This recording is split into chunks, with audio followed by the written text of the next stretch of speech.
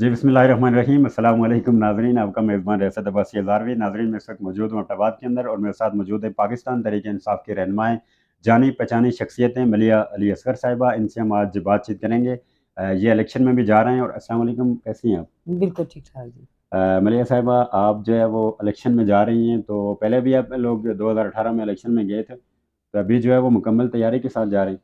जी, जी, बिल्कुल पिछली दफ़ा तो थोड़ा हमारा जिसे कहते हैं एक नया हलका था जी। और इतनी तैयारी हमारी नहीं थी और जान-पहचान भी नहीं थी, लेकिन इस दफ़ा 5 साल के बाद माशाल्लाह बहुत अच्छी टीम तैयार हुई हुई है और कोई ऐसी मुश्किलात नहीं है और माशाल्लाह बहुत अच्छी तैयारी है। नहीं, पाकिस्तान तहरीक-ए-इंसाफ़ के लिए तो काफ़ी मुश्किलात हैं, आप कह रही हैं मुश्किलात नहीं है। नहीं, नहीं मुश्किलात इन अ सेंस कि हमें हल्के में जाने में ठीक है, इस तरह के जलसे जुलूस नहीं करने दे रहे। जहाँ भी जाते हैं तो हमें एनओसीज़ नहीं मिलती, लेकिन हम डोर टू डोर जा रहे हैं जी। और उसमें मुश्किलात नहीं है। और दूसरा ये कि हमें जो सबसे इस वक़्त है कि हम जब हल्के में जा रहे हैं, तो हमें वोट माँगने की ज़रूरत नहीं पड़ रही।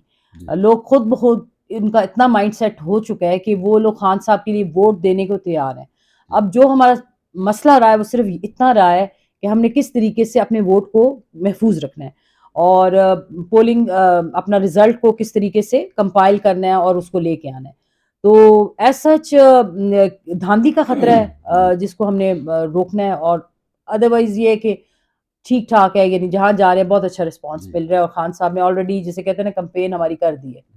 2018 में आपको जो है वो करीब से शिकस्त हुई थी। फिर अगर देखा जाए तहसील मेयर एबटाबाद का इलेक्शन वो शुजा नबी साहब विन कर गए थे। हुँ। तो अभी आपको लगता है कि आप जो अली असगर साहब का NA 16 है, अली असगर साहब को नहीं लगाया जाए, साथ उनके नज़ीर अब्बासी साहब भी हैं, पाकिस्तान तहरीक-ए-इंसाफ़ से हैं। तो ये दोनों जो है सूबाई और कौमी की सीटें जो हैं, आप लोग जीत जाएँगे, आपको लगता है? नहीं, नहीं जी, बहुत इंशाल्लाह हमें उम्मीद है, क्योंकि देखिए जो नज़ीर साहब हैं वो तो थे ही हमारे एमपीए थे, फिर उसके बाद हमारे मेयर बने, आपको पता है शुजा नबी, वो बहुत अच्छा हमारे बहुत अच्छा वोट हमें मिला, कोई लाख के करीब जी। शुजा नबी साहब को वोट मिला। फिर उसके बाद हमारे एक और तहसील नाज़िम इफ्तिखार खान जो हैं, उनको अब टिकट मिला है, वो जी, जी। उन्होंने पीके भी 44 से। हाँ, पीके जी। 44 से वो भी उन्होंने तकरीबन 18-19 हज़ार वोट लिए हुए थे। जी। वो भी ठीक-ठाक उन्होंने वोट लिया था, एक टिकट उनको मिला है जी। और तीसरा टिकट पीके जी पीके 43 से लोरा से रजब अवाइस साहब। रजब साहब को मिला है। तो जी। रजब साहब का ये है कि लोरा से उनको मिला और लोरा ही उनका होम ग्राउंड है। जी। तो मेरा ख़्याल है कि माशाल्लाह हमारे सारे कैंडिडेट्स जो हैं जी वो बहुत ज़्यादा मज़बूत हैं अपने-अपने इलाकों में। जी। इफ्तिखार खान अपनी हवेलिया में, लोरा में क्या कहते हैं हमारे रजब साहब और बकोर सर्कल में आपको पता है नज़ीर जी। साहब। जी।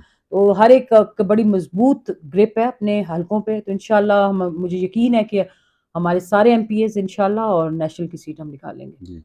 मलिया साहिबा, सर्कल बकौर के जितने भी इलाके हैं, सर्कल बकौर के साथ 84 गाँव लगते हैं, 84 गाँव लगते हैं।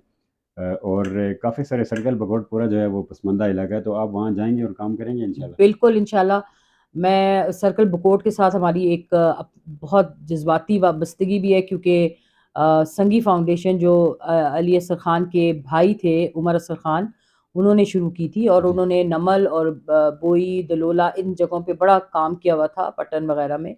तो संगी तंज़ीम ने वहाँ पे बहुत काम किया। फिर अली असगर खान का अपनी एनजीओ थी जी। जो कि अभी काफ़ी अरसा हो गया उन्होंने छोड़ दिया है, जो ज़लज़ले के दिनों में उन्होंने स्टार्ट लिया था और बहुत वहाँ पे भी उस दौरान भी उन्होंने बहुत वहाँ पे काम किया। जी। तो बात ये है जी वो इलाका ऐसा बहुत पसमानदा है और वहाँ पे काम करने का बहुत पोटेंशियल है तो हम अच्छी बात ये है कि अली भी ये कहते हैं, अली असगर खान का भी ये ख़्याल है कि शहरी इलाके में हर चीज़ मुहैया हो जाती है। जी। तो काम करने का मज़ा तो उन इलाकों में है जहाँ पे ऑलरेडी काम हुआ नहीं है, तो वहाँ जी। पे काफ़ी पोटेंशियल होता है।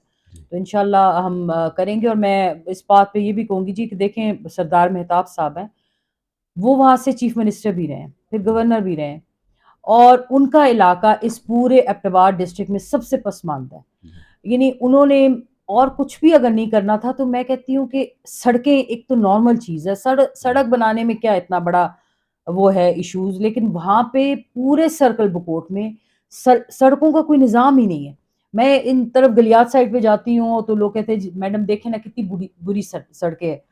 तो मैं उनको यही कहती हूँ कि आप कभी सर्कल बकोट साइड पे जाएँ तो आपको पता चले सड़कें बुरी जी, जी, किसे कहते बिल्कुल हैं। सही, सर्कल बकौर की तो तो सही बात। बहुत बुरा हाल है, इतनी खूबसूरत इलाका है بڑا پوٹینشیل ہے وہاں پہ ٹورزم کا، لیکن آپ دیکھیں کہ وہاں پہ کوئی سڑکوں کا ہی نظام نہیں ہے، ہیلتھ تو دور کی بات ہے، اسکول تو دور کی بات ہے، اگر اسکول ہیں بھی تو ان کے اندر استاد نہیں ہیں، اور اگر ہاسپٹلس ہیں بھی تو ان کے اندر ڈاکٹرز نہیں ہیں۔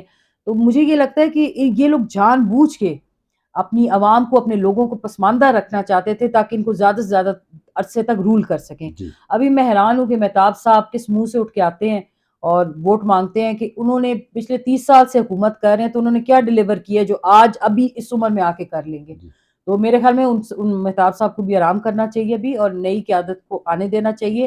انہوں نے 30 سال میں جو ڈیلیور کرنا تھا وہ کر چکے ہیں۔ جی سردار مہتاب صاحب کو جو ہے وہ سیاست کا بتاب بادشاہ مانا جاتا ہے، مرتضیٰ ہاں عباسی صاحب بھی سیاستدان ہیں، قومی اسمبلی میں رہے ہیں، تو آپ کا جو مقابلہ ہے وہ ان سے ہوں، تگڑا مقابلہ ہے آپ کا، جی جی تو آپ کو لگتا ہے کہ آپ ان کو شکست دے دیں گے؟ جی انشاءاللہ ضرور دیں گے۔ عوام بالکل بے وقوف نہیں ہے، اور خان صاحب کے وہ نظریے ان کو بہت اچھی طرح سمجھ آ گئی ہے۔ خان صاحب نے ان کو بہت اچھا سبق سکھا دیا، لوگوں کو زبانیں دے دی ہیں اور اویئرنیس دے دی ہے۔ خان صاحب کا سب سے بڑا کام ہی ہے کہ انہوں نے پاکستانی عوام کو جگایا ہے۔ جی تو میرے خیال میں عوام اتنی بے وقوف نہیں ہے جی کہ بار بار بے وقوف بنے، اور کہتے ہیں نا مومن بھی ایک سوراخ سے 2 دفعہ نہیں ڈسا جاتا۔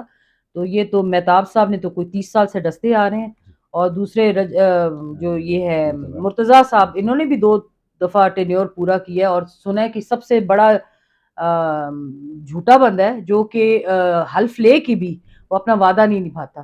سنا ہے کہ سردار ادریس کے بیٹے سے کوئی وعدہ شادہ کیا تھا بڑا حلف لے کے، اور وہ اپنا حلف لے کے اگر وعدہ نہیں نبھاتا تو وہ اور کیا کرے گا جی؟ قرآن تو سب سے آگے ہے، کلمہ سب سے آگے ہے، اس کے علاوہ ہے کیا؟